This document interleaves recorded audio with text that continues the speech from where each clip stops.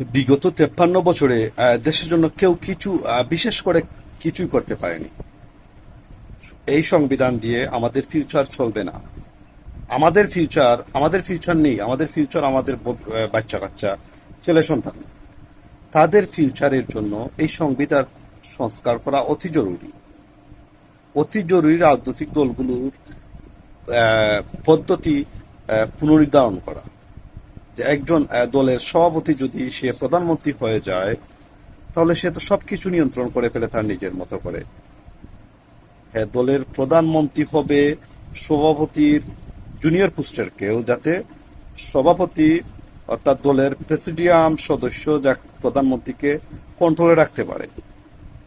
যদি প্রধানমন্ত্রী কন্ট্রোল হয়ে যায়, যখন সে এককভাবে কর্তৃত্ব পেয়ে যায় দল এবং সরকারের।